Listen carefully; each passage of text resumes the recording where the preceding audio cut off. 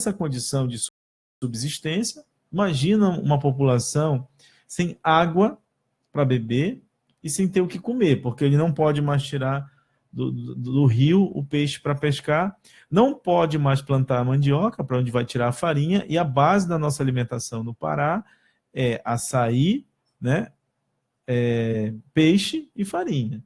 Então, a segurança alimentar dessa população está ameaçada. E não é só a segurança alimentar, tem todo esse problema de doenças que nós já abordamos aqui, físicas, e eu tenho levantado nas nossas pesquisas que também nós estamos iniciando um processo lá de adoecimento psíquico. O que é isso?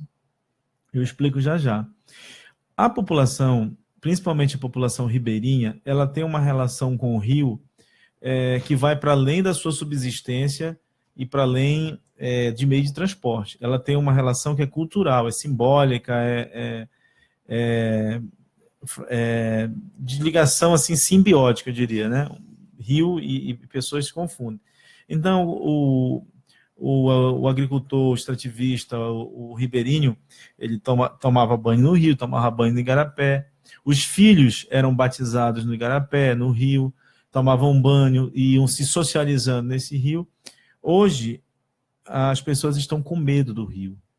Hoje, as pessoas, há relatos na nossa pesquisa de que as crianças choram, imploram para os pais para eles irem tomar banho no rio e eles não podem mais ter acesso ao rio ou igarapé. Há relatos de que antes o rio servia como tratamento para desestressar, para aliviar a tensão do dia a dia, e hoje, depois de um dia extenuante de trabalho, um ribeirinho ou um morador das ilhas, ele não consegue mais entrar no rio para tomar banho. Então, vejam que isso é dramático para uma população que sempre teve uma relação harmônica, respeitosa, né, tradicional com o rio. Então, isso é muito sério. Agora, esse problema que acontece de grandes projetos, ele não está limitado apenas a Barcarena, né?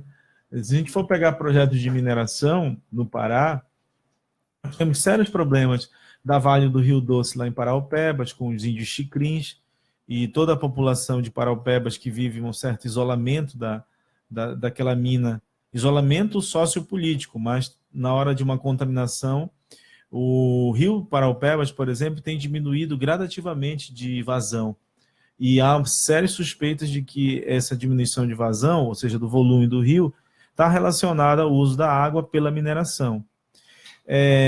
Em Paragominas, as bacias de rejeitos também de Paragominas estão sob suspeitas de provável rompimento ou então dutos clandestinos.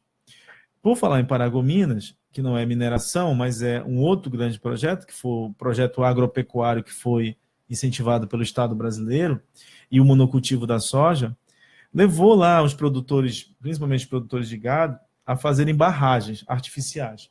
Porque como não tem floresta, o ciclo hidrológico está comprometido naquela região. Então, diminuiu o número de chuvas, e para guardar água, para armazenar água, os proprietários de terra fizeram barragens. Essas barragens não foram... O que aconteceu agora lá em Paraguai. Exatamente. Essas barragens não têm licenciamento ambiental, não tiveram fiscalização, e agora, recentemente, houve o rompimento dessas barragens e o falecimento de 2 pessoas, o desaparecimento de 16 pessoas e o impacto em mais de 300 famílias. Então, novamente, um crime ambiental levando prejuízo tanto à natureza quanto ao ser humano. Em Belém do Pará, na capital... Professor, desculpa fazer uma pequena interrupção agora. Eu quero mandar um salve aí para todos os telespectadores, por assim dizer, que estão assistindo agora este vídeo diretamente no canal aqui da Rádio Web Idade Mídia Comunicação para a Cidadania. Nós estamos ao vivo realizando essa entrevista, estamos gravando a entrevista com o professor André Farias para o programa Poder Popular. Em decorrência de hoje, nós temos o serviço de radiodifusão da Rádio Web Idade Mídia suspenso, como quem acompanha aqui a Rádio Web sabe muito bem os motivos. Talvez hoje nós não tenhamos o programa Poder Popular ao vivo. No entanto, estamos agora aqui ao vivo, contando com a presença, com a participação, que muito nos honra, do professor André Farias, que está fazendo algumas considerações a respeito dos grandes projetos aqui na região amazônica. Então, nós já falamos aqui sobre a relação do governo do estado e esses grandes projetos, bem como também o histórico. Eu gostaria de aproveitar agora, fazer uma pergunta que eu não sei se é possível, mas eu gostaria que o professor pudesse fazer uma espécie de cartografia crítica da situação, fazendo um resgate histórico aí, porque nós sabemos que os grandes projetos eles foram pensados para a região amazônica desde a época dos governos militares, né? Talvez até antes mesmo disso, se o professor puder nos corrigir aqui. E o que se percebe com o passar do tempo, fazendo uma análise mais crítica desses projetos, a gente percebe que, além de trazer alguns benefícios, esses projetos trazem muitas mazelas e trazem problemas de questão, tanto a questão ambiental, como também a questão humana, né, da presença humana aqui da Amazônia. Então, eu gostaria de aproveitar a oportunidade de a presença, de participação do professor André Farias, para que ele pudesse fazer junto com a gente aqui esse exercício de tentativa de construir essa nossa cartografia crítica desses grandes projetos, né? Tipo assim, desde quando foi o primeiro, passando aí pela usina hidrelétrica de Tucuruí, quais foram as suas mazelas, para a gente poder, vamos assim dizer, aproximar os fatos, tanto da questão histórica, como também da questão geográfica, porque, afinal de contas, tudo isso que a gente está falando acontece aqui dentro do estado do Pará, acontece aqui dentro da região amazônica, e é de extrema importância, de extremo interesse para quem desenvolve aí o pleno exercício da cidadania, está de acordo, está sabendo, conhecendo bem as origens desse problema. E aí a oportunidade para você acompanhar tudo isso também ao vivo. Essa entrevista vai ser editada e logo, logo nós estaremos com ela aqui na nossa grade de programação da Idade Mídia Comunicação para a Cidadania. No entanto, acompanhamos agora ao vivo esta gravação aqui pela rede social, pelo Facebook e também pela nossa página no YouTube. Professor, é com você. Tá, muito obrigado. Eu acho que é interessante mesmo fazer esse resgate histórico para localizar um pouco a complexidade desse tema, né? Bem, esse tema, primeiro, meu nome é André Farias, eu sou professor da Universidade Federal do Pará, do Núcleo de Meio Ambiente, venho há mais de 5 anos me dedicando ao estudo dos grandes projetos, minha tese de doutorado foi sobre a Vale do Rio Doce e a rede subcontratadas no município de Canaã e Paraupebas. E desde lá eu venho me dedicando ao estudo dos impactos dos grandes projetos na Amazônia paraense em particular. Bem, é preciso que se diga que os grandes projetos eles são instrumentos, uma engrenagem do sistema capitalista. Então, a Amazônia, ela desde da fase colonial, ela se apresenta como uma região de exploração, né, de especiarias e chamadas drogas do sertão, sempre fornecendo, então, como borracha, madeira, né, para a região sul e para fora do país. E foi uma região, então, especializada na exportação de matéria-prima para os países ou regiões mais desenvolvidas. Então, é uma região que, dentro da divisão internacional do trabalho e no Brasil, ocupa uma posição subalterna. Daí que ela nunca conseguiu ter efetivamente um desenvolvimento industrial, né? A base da sua economia ela é agroextrativista. Bem, mas esses grandes projetos, que são, na linguagem, numa abordagem que eu uso do Milton Santos, Milton Santos chama os grandes projetos de objetos de ações e objeto de relações. Então, uma grande estrada, ela é ao mesmo tempo um objeto físico, né, de ações, e objeto de relações, porque ela é a obra em si, mas ela é toda a mudança do ciclo, por exemplo, econômico, social, de relações sociais que isso vai acarretar. Então, na Amazônia, os grandes projetos eles foram levados a cabo principalmente após o regime militar. Tinha alguns grandes projetos anteriores, né, como todo esse projeto de ocupação do Jari, por exemplo, né, da celulose Jari.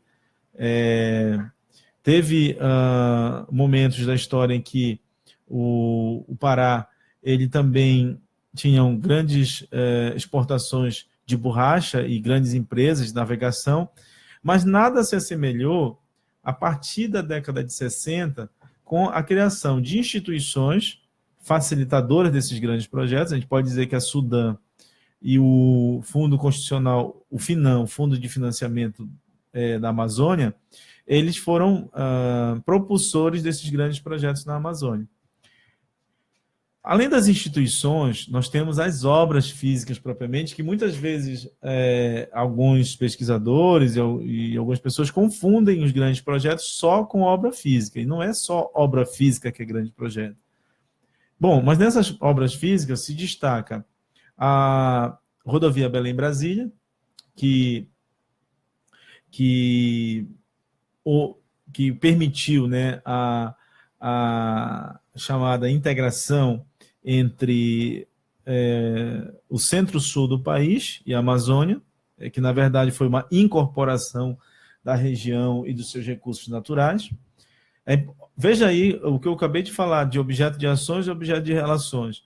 Ao mesmo tempo que Belém-Brasília é um objeto, é uma obra, ela mudou consideravelmente as relações estabelecidas, de um lado pela ferrovia, que tinha uma ferrovia aqui, que era a ferrovia aqui de Belém a Bragança, e também todo o ciclo de relações e de comerciais que existia no leito dos rios. Então, a rodovia ela veio para a Amazônia como uma espécie de alternativa à navegação e à circulação pelos rios, tá? E com isso aumentou consideravelmente o volume de mercadorias e a relação, quer dizer, o sistema capitalista ele vai se implantando, ele vai se implementando por essas grandes obras. Bem, tu tem no primeiro momento, então, a Belém-Brasília e a Transamazônica e a BR-163. Então, tem a primeira leva dos grandes projetos na Amazônia são de infraestrutura rodoviária. Mas, em seguida, nós temos um aumento de projetos chamados produtivos. Então, é aí nesses projetos produtivos que entra a agropecuária, com grandes fazendas de gado, né? Para entrar a agropecuária, nós tivemos também grandes investimentos na derrubada da floresta, né? Daí a origem do processo de desmatamento na Amazônia, e empresas que se beneficiaram do beneficiamento da exploração de madeira, né? Indiscriminadamente. E nós tivemos a implantação do complexo mineral, minero-metalúrgico. Qual é esse complexo minero-metalúrgico? O projeto Grande Carajás, que envolveu principalmente a mina de ferro de Paraupebas, né? E envolveu a mina de bauxita em Oriximiná e o complexo industrial de Barcarena. Sendo esse complexo industrial um complexo que envolvia também o porto de Vila do Conde, o porto da exportação. Bem, mesmo com essa rede logística, essa rede produtiva, vamos chamar assim, era necessário ainda uma rede, um suporte energético. Então, um dos grandes projetos incentivados desde então foram a construção de hidrelétricas. Então, as hidrelétricas, elas surgiram para alimentar, obviamente, ajudar a alimentar o país com energia, mas, fundamentalmente, para a região, para alimentar os grandes projetos. Então, a hidrelétrica de Tucuruí, ela fazia parte do projeto Grande Carajás como a grande fornecedora de energia, né, para rodar as plantas produtivas de minério de Paraupebas e da transformação do minério em uma planta minero-metalúrgica em Barcarena. E assim tem sido desde então. Projetos de rodovias, portos, complexos industriais e energéticos, né? Isso foi levado a cabo pelo menos até a década de 80. Mesmo com o fim do regime militar, esses projetos estavam praticamente consolidados do ponto de vista de infraestrutura, com exceção da Transamazônica, que até hoje não se consolidou completamente. Mas, com um outro problema, que é a dívida externa e a crise internacional, as crises do petróleo, que repercutiram, e também, é importante que se diga, a criação de um novo paradigma chamado desenvolvimento sustentável, que aí é uma outra história que a gente não vai entrar aqui, mas foi um movimento, né, que nasceu a partir do final da década de 70 e se consolidou na década de 80, 90 principalmente com a Eco 92, que começou a questionar, né, um pouco os rumos desses capitalista, o rumo desse sistema capitalista, principalmente nos países chamados em desenvolvimento. Já que os desenvolvidos já tinham praticamente acabado com suas florestas, né, tinham degradado bastante o meio ambiente. Mas a luta ambiental, ela é transplantada para os países em desenvolvimento no momento crucial do seu próprio desenvolvimento. Então, os grandes projetos, como você falou, essa cartografia, essa ocupação da Amazônia, ocupação do Pará, é importante que se compreenda ela historicamente, né? Ou seja, não está acontecendo agora em Barcarena, muitos acidentes já aconteceram. É importante que se analise do ponto de vista geográfico, então, a Amazônia como um território a ser ocupado, um território que tem riquezas naturais, né, bens naturais como minério, florestas, água. Então, é um território em exploração ainda, até o momento. E também do ponto de vista sociopolítico. Ou seja, nós temos uma elite, no Pará, principalmente, que sempre se alimentou, se retroalimentou dessa venda da Amazônia paraense. Então, há uma maioria que perde, obviamente, perde como? Perde as suas terras, certo? E quando resiste na luta pela terra é assassinado, está aí o número altíssimo, né? Segundo a CPT, dos assassinatos no campo, historicamente. Aí, agora em abril, nós vamos fazer alguns anos do massacre de Eldorado do Carajás, também sem nenhuma punição. 22 anos do massacre de Eldorado do Carajás. E outros casos, a última chacina de Anapu agora, enfim, Pau d'Arco, enfim, em toda essa situação. E política também. A gente viu a prisão do Padre Amaro num processo aí de lawfare, muito parecido com o que o Lula está sendo condenado também. A gente tem que desconfiar. A criminalização dos movimentos sociais hoje é um dado, né? A gente tem que estar muito atento e muito solidário também a essas questões. Sim, mas aí voltando.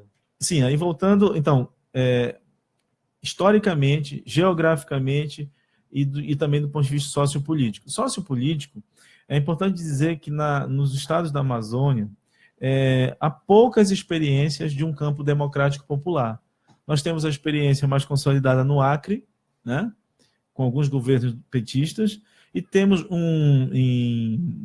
do processo de redemocratização para cá, que já tem mais de 30 anos, né, nós tivemos um governo do campo democrático popular no Pará. Em 30 anos, então 4 em 30. Todo o processo, desde o processo democrático para cá, foram dirigidos por partidos chamados centro-direita. E esses partidos têm uma relação direta com os empresários, né, e com os industriais que se alimentam desse sistema econômico.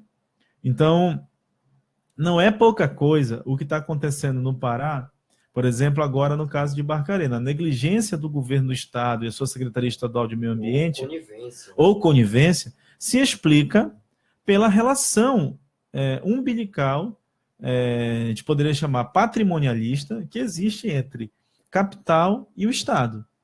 O Estado que, na nossa Constituição brasileira, na Constituição Estadual, estaria a serviço da população, do povo, na verdade ele é dirigido por uma elite dominante que se confunde com o empresariado local. Tanto que, eu já falei aqui, vou retomar, 2 secretários do Estado hoje, né, o Adnan e o outro de transporte, têm uma relação direta com o empresariado, e outros também. Então, por trás de um político corrupto sempre há um empresário corruptor, né? O pessoal sempre fala assim.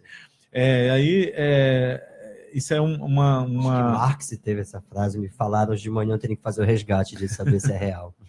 Tem que saber. A questão é que também, nesses tempos de Lava Jato, onde criminalizam todo mundo, e sem distinção na criminalização, mas a punição é diferente. Também o ex-presidente Lula, acusado sem a prova efetiva. Eu sempre coloco isso com meus alunos. Olha, vejam só, o sistema capitalista ele é baseado em alguns princípios. Propriedade privada, trabalho assalariado e busca do lucro.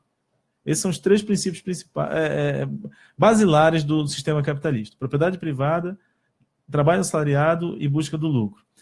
Aí, se é propriedade privada, a propriedade tem que ter um documento, certo?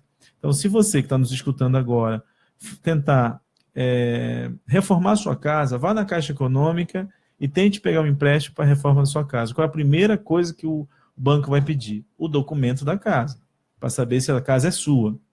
Se você é um agricultor e quer fazer um financiamento no FNO, vá no Base e tente fazer sem o documento. Não vão aceitar, só vão aceitar fazer o financiamento do FNO se tiver o documento da terra.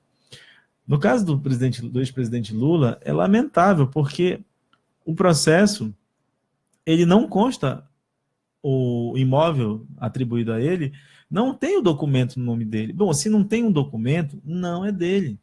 E pode fazer qualquer tipo de ilação, né, de acusação, mas não há um documento que prove que o imóvel é dele. Então, é muito descabido isso. Isso me lembra de um romance chamado O Processo, do Franz Kafka, que ele é acusado de uma coisa, não sabe do que ele é acusado, e ele fica perdido numa burocracia de um Estado quase totalitário que o acusa, né? Então, é muito importante que a gente não generalize as coisas, né? Eu tenho hoje muitas dúvidas com relação a acreditar numa justiça que atua dessa forma seletiva. Tanto que está aí, o ex-presidente Lula preso e o Jucá, né, que foi verificado um áudio onde ele fala toda a arquitetura do golpe, está solto, muito bem, sorrindo aí, com processos prescritos na justiça. Então, essa questão da justiça... E é importante você falar isso da justiça, porque no caso do Pará e dos acidentes ambientais, no Brasil, é lamentável como a justiça não pune os poluidores do meio ambiente. Não é só do meio ambiente, a gente fala às vezes do meio ambiente, as pessoas ficam pensando somente na natureza. Nós trabalhamos nas nossas pesquisas com uma noção do meio ambiente que é a relação dialética entre homem e natureza. O meio ambiente é essa relação, é o que se faz, o que o homem produz em contato com a natureza. Isso é o meio ambiente. Então, quando nós estamos falando de poluição ambiental, nós estamos falando de adoecimento do ser humano, de assassinatos de seres humanos, né, de poluição da água, do ar, do solo, né, mas fundamentalmente a retirada da vida imediatamente ou a morte lentamente de uma população que ela precisa da floresta, ela precisa do rio para se reproduzir. A população da Amazônia é diferente, isso é preciso que as pessoas entendam efetivamente. A população amazônica ela é diferente de outras partes do mundo. Aqui a floresta, o solo, né, e a água são elementos intrínsecos da sua sobrevivência. É o nosso bioma, né? É o nosso bioma. E o ecossistema, o homem, o amazônico, ele aprendeu a conviver com esse ecossistema. Então, infelizmente, os problemas que acontecem, os acidentes que acontecem no Pará, afetam essa população nossa, em todos os sentidos, tanto na natureza quanto no homem. Em Barcarena, né? Vamos voltar aqui para Barcarena. A poluição hídrica, a poluição do ar e a poluição do solo estão tirando a água potável, o pescado e a produção do açaí e da farinha dessa população que é a sua base alimentar. Em Belém, na capital, o aterro sanitário, como alguns dizem, ou lixão, como a população chama, de Marituba, ela está com poluição atmosférica, devido ao odor, e a poluição hídrica. Por quê? Porque o churume não está sendo acondicionado devidamente, tratado devidamente, e está contaminando igarapés, e pode contaminar, e se ainda não foi contaminado, se essas pesquisas indiquem, os mananciais Bolonha e Água Preta, que abastece toda a região metropolitana de Belém. As bacias hidrográficas de Belém, Tucunduba, Estrada Nova, Duúna, estão comprometidas porque Belém tem menos de 10% de tratamento de esgotamento sanitário. Então, vejam só que as questões ambientais, elas não estão restritas a municípios um pouco mais longe da capital. Na verdade, elas estão dentro de um sistema capitalista que quer tirar quanto mais recursos da natureza e quanto mais extrair em forma de exploração do trabalho a força do trabalhador. Ainda aqui em Belém, veja o que está acontecendo com o nosso clima. As áreas verdes, eu fui secretário de Meio Ambiente aqui em Belém. Eu tenho orgulho de dizer que na nossa gestão aqui em Belém, nós tínhamos uma quantidade muito boa de áreas verdes, nós tínhamos programa de arborização na cidade, nós tínhamos programa de educação ambiental, nós tínhamos projeto de combate à poluição sonora, nós tínhamos um projeto chamado Balneabilidade, que verificava a balneabilidade dos rios e dos igarapés, e tudo isso acabou. Tá vendo, Zenaldo? Vê se aprende, mano. Nós tínhamos um projeto de cuidado com as orlas e abertura chamada Janelas para o Rio, né? Tanto que no Ver o Rio, eu tenho a honra de ter participado do projeto Ver o Rio, da Orla de Coraci, e todos esses trabalhos que nós fizemos tentando que a própria população voltasse a enxergar essa relação que ela tem com o rio, porque o capital, ele não tem coração. Então, se ele não tem coração, tanto faz para ele se ele está de costas para o rio. As empresas de Belém foram se estabelecendo nesse litoral e ficando de costas para o rio e impedindo que a população enxergasse os rios. E não adianta também abrir hoje portais da Amazônia, onde logo em seguida essa população ela é expulsa das proximidades do rio. Então, projetos como o Ver o Rio, projetos como a Orla de Coraci, que são projetos que têm projetos de melhoria arquitetônica, né, urbanística, mas mantém a população que ocupa aquela área, né? No caso das bacias hidrográficas de Belém, é uma luta muito grande, tanto a manter a saúde, né, vamos dizer assim, a vida dos rios. Me lembro que no projeto de Tucunduba, quando eu era secretário de Meio Ambiente aqui em Belém, o projeto era todo ambientalmente sustentável. Nós tínhamos os talvegs, né, que são a margem, todas recuperadas com gramas e plantas frutíferas, e que as raízes permitiam, então, segurar essa margem. E essa parte que nós fizemos, toda é navegável.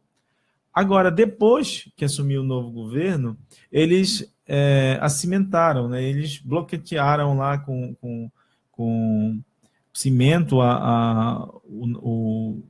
o restante do Tucunduba, e hoje nós não temos mais navegabilidade no igarapé do Tucunduba. Então, assim, cada projeto político, por isso que eu falei com você da relação economia e política. Se um projeto político ele é centralizador, ele é conservador e está ligado a essas elites, ele vai apoiar as grandes empresas, né? Não vai negligenciar os danos ambientais. Agora, se tem um outro projeto político de um campo democrático, popular, que acredita na sustentabilidade, aí a ação desse governo vai ser de outra forma. Então, hoje o estado do Pará vive, lamentavelmente, os seus piores indicadores. Esses indicadores eles se apresentam no menor IDEB que o Estado já teve, ele se apresenta em altos índices de violência. Veja o que está acontecendo. Em 6 dias nós tivemos 74 mortes na região metropolitana, em Belém, região metropolitana. Ele se apresenta na poluição ambiental, ele se apresenta, esse modelo excludente, conservador, autoritário, ele se apresenta na privatização do patrimônio público. Você sabia que o governo Temer lançou um programa de financiamento para os estados, e o governo do Pará foi um dos primeiros a se habilitar, e o que ele colocou como garantia? Ele colocou como garantia a COSAMPA, que é a Companhia de Saneamento do Pará, que trata de água e esgoto. Ou seja, o que é que o governador está falando?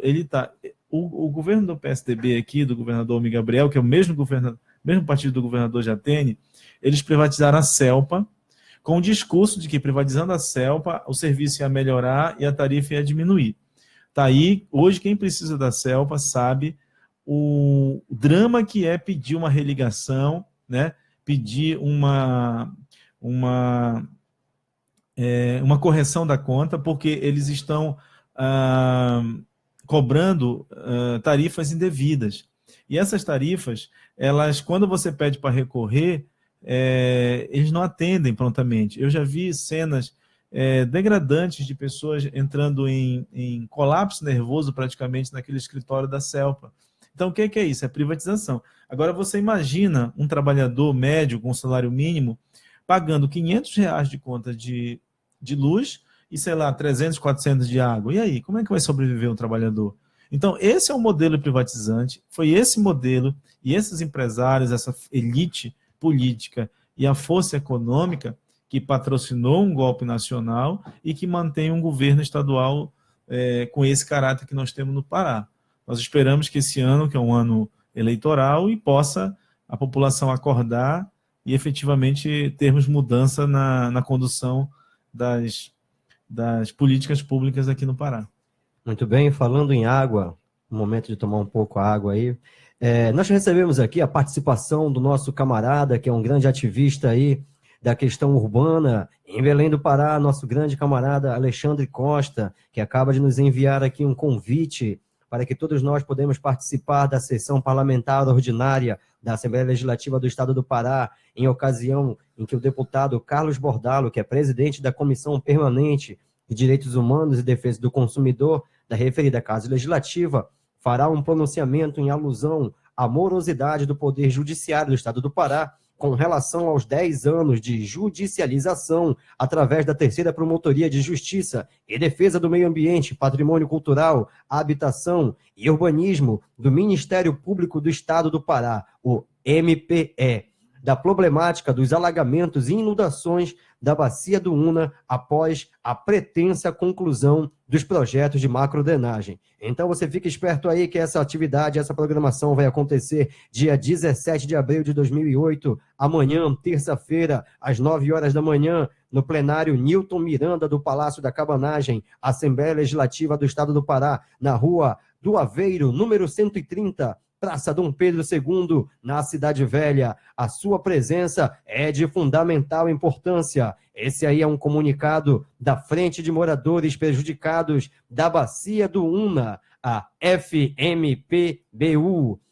É isso aí, grande camarada Alexandre Costa, sempre ativista aqui nas questões da macrodrenagem, de toda a bacia hidrográfica de Belém do Pará. Nós estamos aqui em nossos estúdios agora com o professor André Farias, conversando um pouco aí, fazendo uma análise histórica, uma cartografia crítica aí dos grandes projetos na Amazônia e a relação, o papel do Estado, né, do governo do Estado do Pará, do Estado em suas mais diversas dimensões. E vamos fechando por aqui agora, vou pedindo para que o professor faça as suas considerações, você fique à vontade aí de mandar uma mensagem a todos os ouvintes da Rádio Web Idade Mídia, Comunicação para a Cidadania, que também estão acompanhando tudo através da nossa live pelo Facebook. Bem, eu queria agradecer muito o espaço, né, da Idade Mídia, porque esses espaços alternativos e democráticos eles são cada vez mais difíceis, né, de se conseguir, de se organizar. Então, eu parabenizo muito pelo esforço aqui, né, de vocês, de levar informação, uma informação baseada em pesquisas científicas, baseada em conhecimento acadêmico e que esclareça a nossa população dos seus direitos. Eu vejo aqui nas suas chamadas, na sua programação, sempre a possibilidade de esclarecer sobre os direitos da população. Então, acho que é muito importante o trabalho. Eu tenho falado isso, que experiências como a Idade Mídia, como rádios comunitárias, né, como espaços de formação popular, eles são extremamente importantes no momento histórico que nós vivemos de conservadorismo, né, de prejuízos à liberdade democrática, ao bom debate. Então, em primeiro lugar, eu queria agradecer então o espaço. Segundo, eu queria dizer que na Universidade Federal do Pará, no Núcleo de Meio Ambiente, nós temos tido a preocupação de fazer pesquisas, ao mesmo tempo pesquisas com reflexão teórica, acadêmica, mas pesquisas também que atendam a nossa população, pesquisas que tenham uma intervenção, uma busca de cooperação com as populações que são, muitas vezes, prejudicadas por esses grandes projetos, por essas grandes estruturas. Nós estamos agora, só para você ter uma ideia, ajudando o Comitê de Bacias Hidrográficas do Rio Marapanim.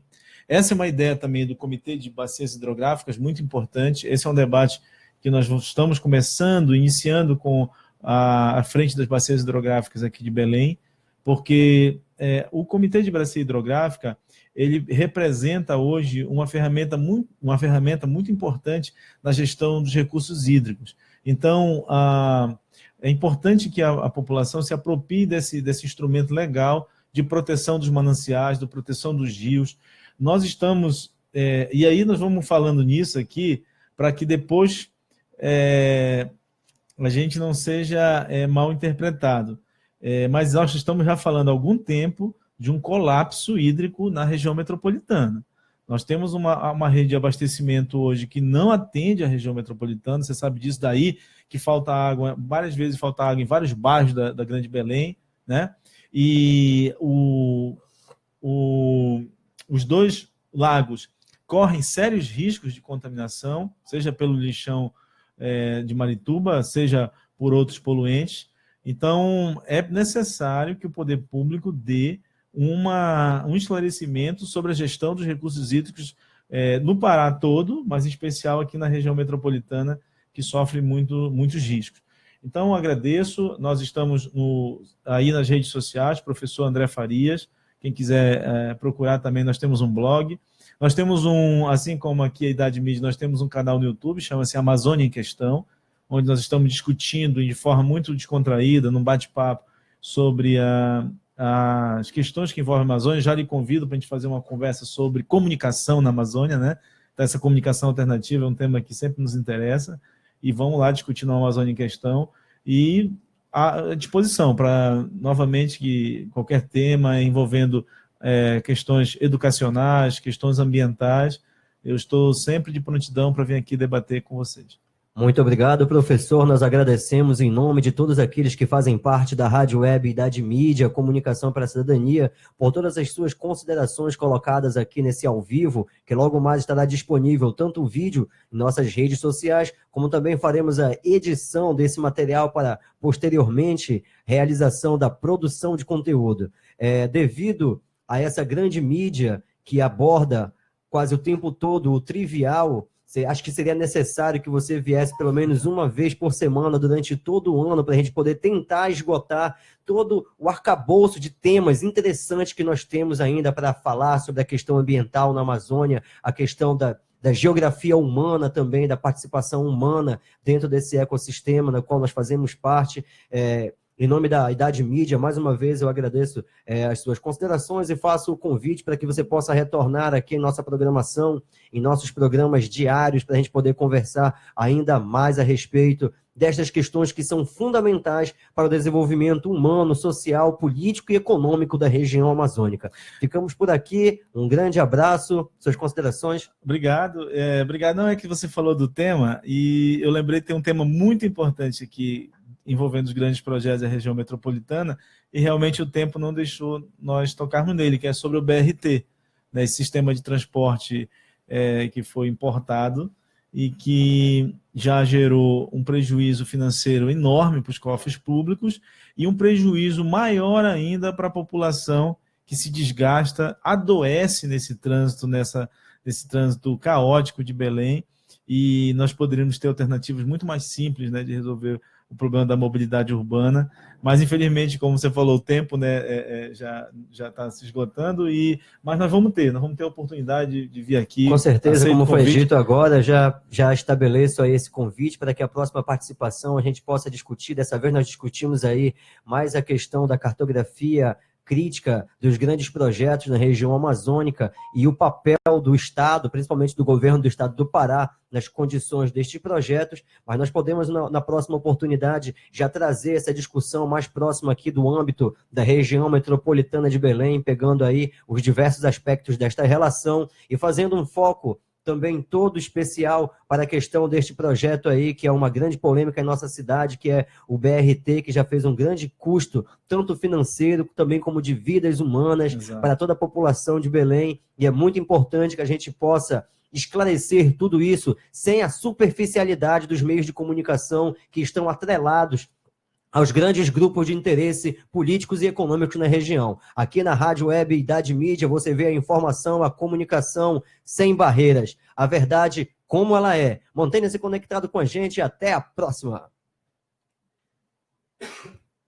Só mandando aí um abraço para a galera que está conectada aqui também. Nossa querida Ertilene Castelo Duca, José Alexandre. Também um abraço aí para o professor Simval Santos, que está ligado com a gente aí na programação, o Anderson Raiol, que está também ligado à nossa programação. Um grande abraço aí para Raul Monfredo e todo mundo que participou e acompanhou a gente aqui através da live do Facebook. Um grande abraço, tchau aí do professor André Farias grande abraço. E até mais.